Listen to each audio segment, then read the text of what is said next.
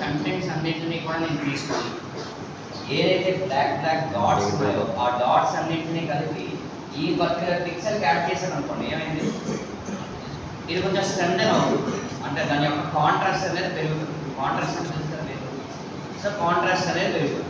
Contrast ఎప్పుడైతే పెరిగిందో ఆ ఇమేజ్ యొక్క క్వాలిటీ ఇంప్రూవ్ అయిపోతుంది, అంటే నాకు అట్రాక్టివ్గా కనబడుతుంది, అంతేనా కాదు.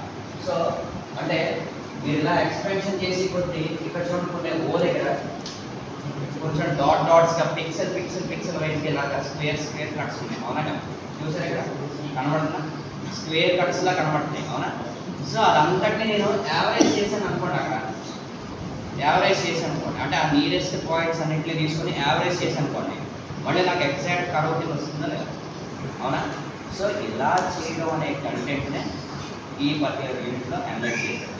అసలు ఎన్ని టైప్స్లో నేను చేయొచ్చు, ఓకేనా, ఎన్ని టైప్స్లో నేను వీటన్నిటిని నియరెస్ట్ నైబర్స్ అన్నింటినీ కూడా నేను యాడ్ చేసుకుంటే వెళ్తే నా ఇమేజ్ చాలా క్లారిటీ మెయింటైన్ అయ్యేటట్టుగా చేయడం, లేకపోతే నాయిస్ అంతటిని క్యాన్సిలేషన్ చేయడం, ఓకేనా. అసలు వాటిని ఐడెంటిఫై చేస్తూ ఉంటే ఏ టైప్ ఆఫ్ కన్సెంట్స్ వస్తాయి, వాటిని ఎలా ఐడెంటిఫై చేయాలి, ఒకదానికి ఇంకో దానికి ఉన్న డిస్టెన్సెస్ అనే కంటెంట్ దీంట్లో డెలివరీ చేస్తాను.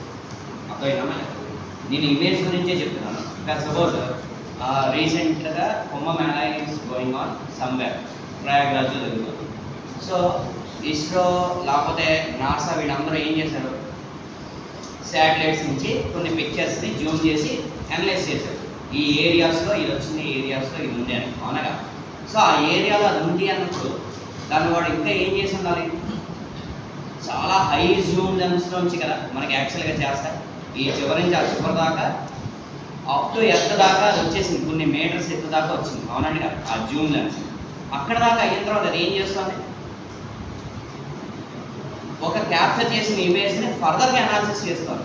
అంటే ఎక్కడ బ్లర్ ఇమేజ్ అయిపోకుండా కంప్లీట్గా అట్లీస్ట్ మనకి తెలిసి ఉండేటట్టుగా కొన్ని ఏరియాస్ ఇది ఐడెంటిఫై అయ్యేటట్టుగా మనకి అబ్జర్వేషన్ కలిగేట్టుగా చేస్తాయి.